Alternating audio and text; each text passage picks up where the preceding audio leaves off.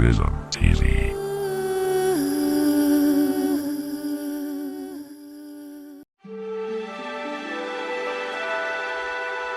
වාම ශ්‍රී දළදා වහන්සේට මෙතරම් පුද සත්කාරයක් මෙතරම් විශේෂයක් ඇයි?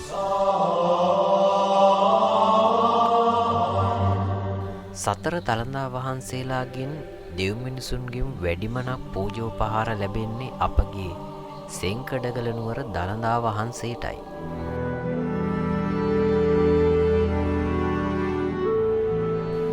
ජීවමාන බුදුරජාණන් වහන්සේ ලෙසටම සියලුම බෞද්ධයන් වාම ශ්‍රී දළදා වහන්සේට වන්දනා කරනවා.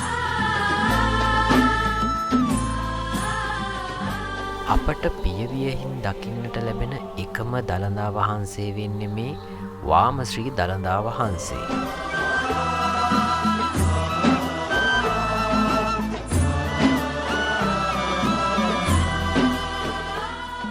අනෙක් දළදා වහන්සේලා තුන්නමම අපට හැබැහින් දකින්නට බැහැ.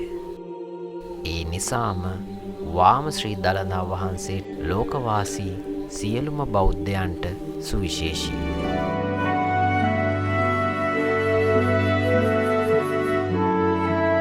වාම දළදා වහන්සේ විශේෂ වෙන්න තව හේතුවක් තියෙනවා. මේ හේතුව නම් හරිම අසිරිමත් එකක්.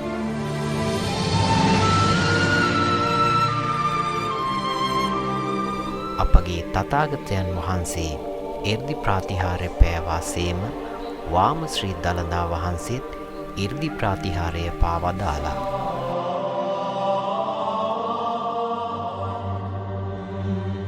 සතර දළදාවන්ගෙන් මෙතරම් 이르දි ප්‍රාතිහාර්ය පෑ එකම දළදා වහන්සේ වන්නේද අපගේ වාම ශ්‍රී දළදා වහන්සේ.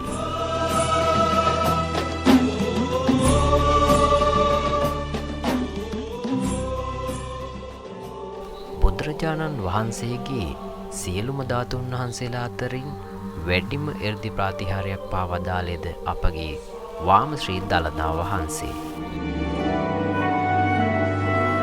සාමාන්‍යයෙන් ධාතුන් වහන්සේලා පෙළහර පාන්නේ බුදුරජාණන් වහන්සේගේ අදිෂ්ඨානෙන් කියලා තමයි සැලකෙන්නේ. ඒ නිසාම අපගේ වාම ශ්‍රී දළදා වහන්සේ ඊටාම සුවිශේෂී. දළදා වහන්සේ දඹදිව මෙන්ම ලක්දෙරණ මතද 이르දි ප්‍රාතිහාර්ය පාවදාලා.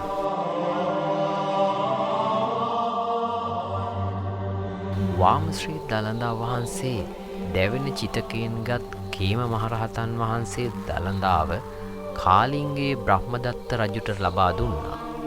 රජු දළදා මාලිගාවක් තනවා එහි දළදා වහන්සේ වැඩ හිඳුවා වදාලා. බ්‍රහ්මදත්ත රජුගේ ඇවෑමෙන් පස්සේ කාලයක් ගෙවිලා ගිහින් ගුහසීහ නම් රජෙක් පහළ වුණා. ඔහු මිත්‍යා දෘෂ්ටික රජෙක් වුණත් පසුව දළදා වහන්සේට පැහැදුනා. ඒ නිසා ගුහසීහ රජු දළදා වහන්සේට අනේක පුද පූජාවන් කළා.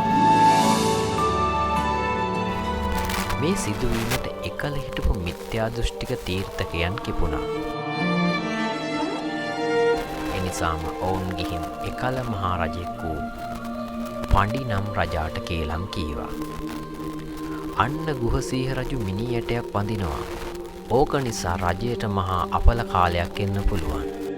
ආදී වචනෙන් පඬි රජුට කේලම් කීවා. ඔහුගේ තවත් ප්‍රාදේශීය රජෙක් වෙච්ච චිත්‍රායන රජුට කතා කරලා කිව්වා ගිහින් ගුහසීහ රජු මිනි ඇටයක් අරන් එන්න කියලා. චිත්‍රායන රජතුමා කාලිංගයේ දන්තපුරය අසල කඳවුරු බැඳලා ගුහසීහ රජුව මුණ ගැහෙන්න ගියා.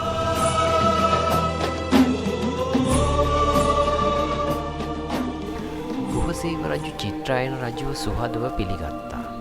ඒ වෙලේ ගුහසීහ රජු කළ බුදුගුණ වර්ණනා දළදා වර්ණනා අහපු විසිතුරු දළදා පූජාවක් දැක චිත්‍රායන රජු දළදා වහන්සේට පැහැදුනා.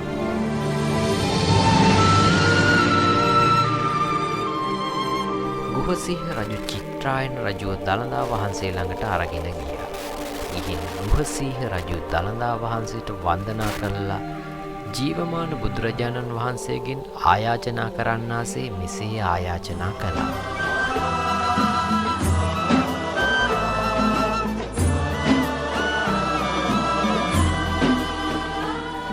මුනි රාජය, සර්වඥයන් වහන්ස, නුඹ වහන්සේ විසින් නොයෙක් තැන්හි නොයෙක් 이르දි ප්‍රාතිහාර්ය පාවා දාලා.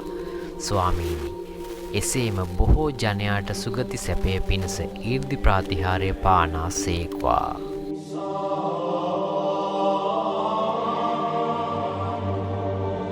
ඒ මොහොතෙම අහසට පැන නැගී සෙංකඩගල නුවර වාම ශ්‍රී දළදා වහන්සේ රිදීසේ සුදු පාට රශ්මියක් විහිදුවමින් නන් අයුරින් දිලිසෙන මෙන් ප්‍රාතිහාර්ය පාවා දාලා.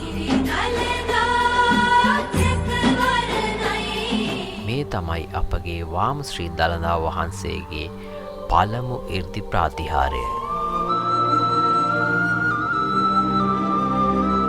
මේ ප්‍රාතිහාර්ය දැකපු චිත්‍රායන රජු තිසරණයේ පිහිටියා. ඉන් ඔහු ගුහසීහ රජුට තමන් පැමිණි කාරණාව කීවා. දළදා වහන්සේගේ 이르දි ප්‍රාතිහාර්ය දුටු නිසා බියවන්නට කාරණයක් නොදුටු ගුහසීහ රජතුමා දළදා වහන්සේ සමග කරඬුව පඬි රජුගේ පැලලුප් නුවරට වැඩම කෙරුවේ මහත් වූ හරසර සහිත පෙරහරකින්. ඒ වන විට තීර්ථක බස් අසා මහත් කෝපයෙන් සිටි පඬි රජතුමා දළදා වහන්සේව විනාශ කරන්නට සිතුවා. ගිනිගෙන දිලිසෙන ගිනි අඟුරු වලකට දළදා වහන්සේව දැමුවා. අහෝ, සිදුවනේ මහා සිරියක්. මහා ගිනි වලින් ඉහළට විහිදුන රිය සකක් වැනි වූ සොඳුරු නෙළුම් මලෙහි කෙමියෙහි වැඩ හිඳිමින් ඒ වාම ශ්‍රී දන්ත ධාතුන් වහන්සේ සුදු බුදු රැස් විහිදුවා වදාලා.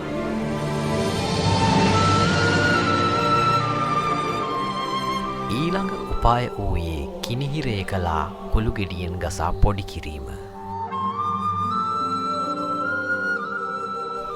කුළු ගෙඩියෙන් ගසනවා සමගම වාම ශ්‍රී දළදා වහන්සේ කිනිහිරයෙහි ඇතුළට ගිලී ගියා.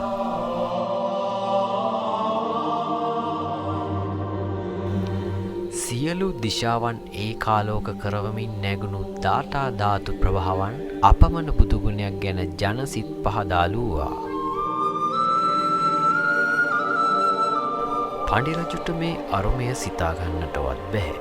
ඒ නිසා ඔහු නියෝග කළා කිනිහිරෙහි ගිලුණු දළදාව රැගෙන කැමැති වස්තුවක් ගන්නට කියා.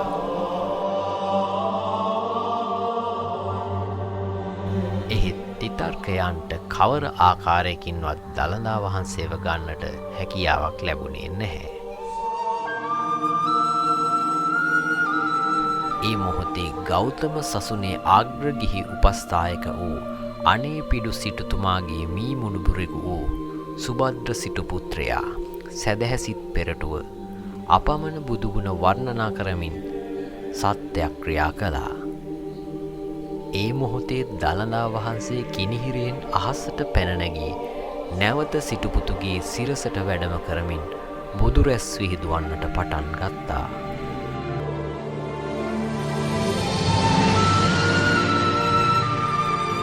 එවිට තිතර්කයන් කියා සිටියා මෙය සිටුපුතු මන්ත්‍ර බලයෙන් කළ දෙයක් බව. රජු දෙගිඩියාවකට පත් වුණා.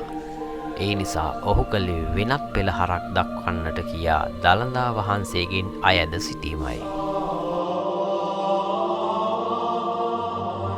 එවිට දළදා වහන්සේ සුවඳ දිය පිරුණු රන් පාත්‍රයකට වැඩම කොට වදාලා. සම්බුදු ශ්‍රී මුවමඩල නම් වූ අමාදම්විලේ රාජහංසයේ කුසේ වැඩහුන් ඒ උත්තම දළදා වහන්සේ සුවඳ දිය මත ස්වර්ණහංස රාජයේ කුසේ පිහිනා පෙළහර පාන්නට වුණා. පඬි රජතුමා තවමත් සිටින්නේ සැකයෙන්. ඒ නිසා තවත් උපක්‍රමයක් කළා. වීදිය මැද මහා වලක් කප්පවල දළදා වහන්සේව එහි දම්වලා පස්පුරවල අලි අතුන් ලවා පැහැගෙව්වා. සද්දන්ත හස්තිරාජයන් කෝටි ප්‍රකෝටි ගණනකගේ බලය සවිය ඉක්මවන සවි බලය තිබූ දස බලයාණන් වහන්සේගේ වාම ශ්‍රී දළදා වහන්සේ ඉවලේම මහ පොළොව පලාගෙන පැන නැගුණා. නෙළුම් මලක විරාජමානව වැඩ වෙසෙමින් සුදු බුදු රැස් විහිදුවාලුවා.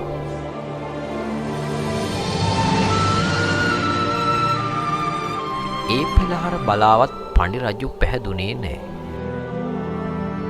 මේ වතාවේ ශ්‍රී දළදා වහන්සේව මල මුත්‍ර ආදියෙන් පිරී ගිය අපිරිසිදු දිය අගලකට විසි කරනු ලැබුවා.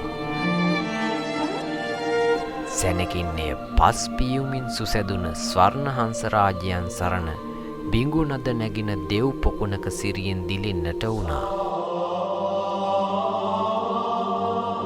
මේ සියලු ආශ්චර්යයන් බලා සිටි ඇමතිවරු දළදා වහන්සේ කෙරෙහි සිත පහදවාගෙන තිසරණෙහි පිහිටන ලෙස පඬි රජුට ආයාචනා කළා.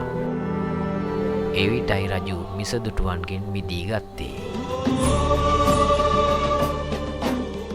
රජුගේ අනුව දළදා වහන්සේ වැඩම කරවන්නට දිය අගල වෙත ගිය ප්‍රධාන ඇමතිවරයා රජු තිසරණෙහි පිහිටි ආකාරය පවසා රජගේට වැඩම කරවන්නට කියා දළදා වහන්සේට ඇරයුම් කළා.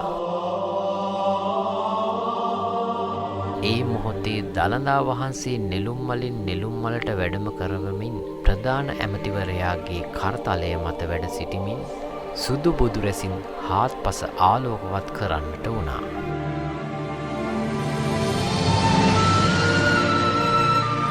රජු ඒ බවසා එතනට ඇවිත් තමන් කළ සියලු නොමනාකම් වලට සමාව ඉල්ලා රාජකීය ඔටුන්න මතට වැඩම කරවන ලෙස ශ්‍රී දළදා වහන්සේට ආරාධනා කළා. දළදා වහන්සේ බුද්ධ ප්‍රභාවන් නිකුත් කරමින් රජුගේ ඔටුන්න මතට වැඩම කළා. පඬි රජු තෙරුවන් සරණ ගියා. දිවි ඇතිතෙක් වාම ශ්‍රී දළදා වහන්සේට උපස්ථාන කළා. කාලයක් ගෙවී ගිහින් දන්ත කුමරු සහ හේමමාලා කුමරිය වාම ශ්‍රී දළදා වහන්සේ ලක්දෙරණට වැඩම කොට වදාලා. එවකට ලංකාදීපයේ රජ කළේ කීත්සිරිමි වන් රජතුමා.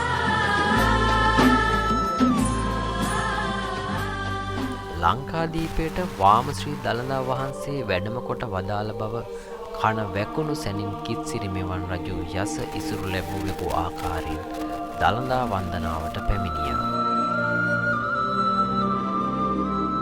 රජතුමා පිරිස මැද මෙසේ පැවසුවා.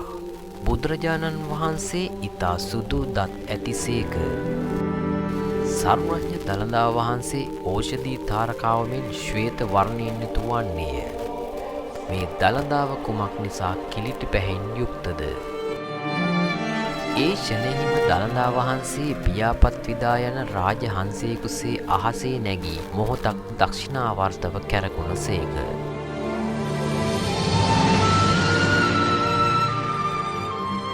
රජතුමා අනර්ග සුදු ඇතිරිල්ලක් සිංහාසනය මත අතුරා දළදා වහන්සේ ඒ මත පිහිටුවා සරත් කාලයේ අහසේ ඇති ඊතා සුදු වලාකුළු වැනි සමන් මල් ගොඩකින් වසනු ලැබුවා. එවිට අපමුණි රජුගේ දළදා වහන්සේ වහා උඩට නැගී මල් ගොඩ මුදුනේහි පිහිටා කිරිසේ සුදු සඳ රැස්සේ සුදු බුදු රැසින් බබලමින් මහජනයා සොම්නසින් ආනන්දයට පත් කළසේක. රජු තවත් පරීක්ෂා කිරීමට කැමති බැවින් සිංහාසනයේ පිහිටි කීරිසයුරේ පෙන පටලයක් හා සම වූ සියුම් වස්ත්‍රයක දළදා වහන්සේ පිහිටුවා මාහැඟි සිනිඳු සලු 100 ගණනකින් වසනු ලැබුවා. දළදා වහන්සේ සුදු වලා ගැබින් නික්මුණු පුන් සඳමින් ඒ ක්ෂණෙහි සියලු සලු 100 ගණනක් බිඳගෙන උඩට නැගිසේක. ඒ මතු පිටහිඳ සුදු බුදු රැස් විහිදුවමින් දස දිසාවන් බැබල වූසේක. ඔය ආදී වශයෙන් අපගේ වාම ශ්‍රී දළදා වහන්සේ ප්‍රාතිහාර්ය පාවදාලා. ඒ ප්‍රාතිහාර දැක බොහෝ දෙව් මිනිසුන් සතුටට පත් වුණා. ඉතින් ඔබ දිවාරෑ නොබලා වන්දනා කරන්නේ මෙසේ 이르දි ප්‍රාතිහාර්ය පාවදාල අපගේ උත්තම වාම ශ්‍රී දළදා වහන්සේ.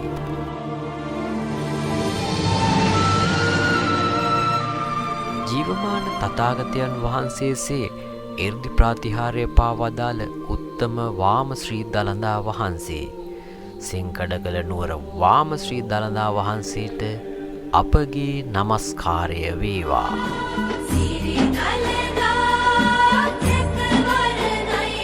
දාඨා වංශයේ ඇසුරින්